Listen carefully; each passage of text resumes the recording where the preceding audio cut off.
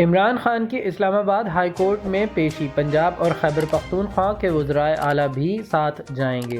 پی T آئی کی مرکزی اور صوبائی قیادت میں chairman P T I Imran Khan کے ساتھ ہوگی۔ پنجاب کابینہ کے ارکان عمران خان سے یکجہتی کے لیے آج اسلام آباد جائیں گے۔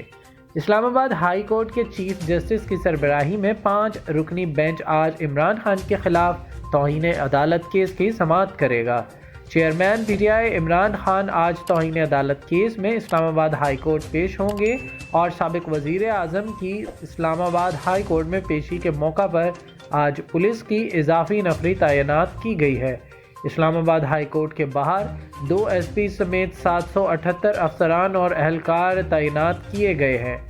سیف سٹی کیمروں کی مدد سے ہائی کورٹ کے گرد مانیٹرنگ بھی کی جا رہی ہے۔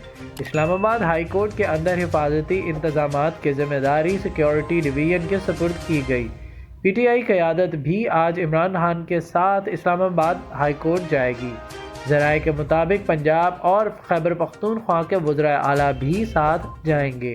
پی ٹی آئی کی مرکزی اور صوبائی قیادت بھی chairman P T I Imran Khan کے ساتھ ہوگی۔ ترجمان وزیر اعلیٰ پنجاب عمر سرفراز چیمہ کا کہنا ہے کہ پنجاب کابینہ کے ارکان عمران خان سے یکجہتی کے لیے آج اسلام آباد جائیں گے۔ دوسری جانب گزشتہ روز 19 صفحات پر مشتمل ضمنی جواب میں چیئرمین تحریک انصاف نے عدالت میں جمع کرائے گئے جواب میں جج زیبا چودھری سے متعلق کہے گئے الفاظ پر افسوس کا اظہار کرتے ہوئے کہا کہ انہیں غیر ارادی طور پر منہ سے نکلنے والے الفاظ پر گہرا افسوس ہے۔ عمران خان نے غیر مشروط معافی نہیں مانگی مگر کہا کہ وہ عدالت کو یقین دہانی کراتے ہیں کہ آئندہ ایسے معاملات میں احتیاط سے کام لیں گے۔ سابق وزیر اعظم عمران خان نے خاتون جج زیبا چودھری کو دھمکی دینے سے متعلق کیس میں اسلام آباد ہائی کورٹ میں دوبارہ تحریری جواب جمع کروایا تھا۔ عمران خان کی جانب سے بدھ کے روز دوبارہ جمع کرائے گئے جواب میں کہا گیا ہے کہ غیر ارادی طور پر بولے گئے الفاظ پر افسوس ہے۔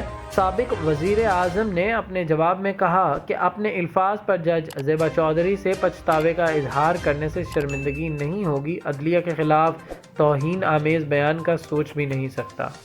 پلیز ہمارے چینل کو لائک اور سبسکرائب کیجیے گا اور بیل آئیکن پر کلک کریں تاکہ مزید معلومات کا سلسلہ آپ تک جاری رہے۔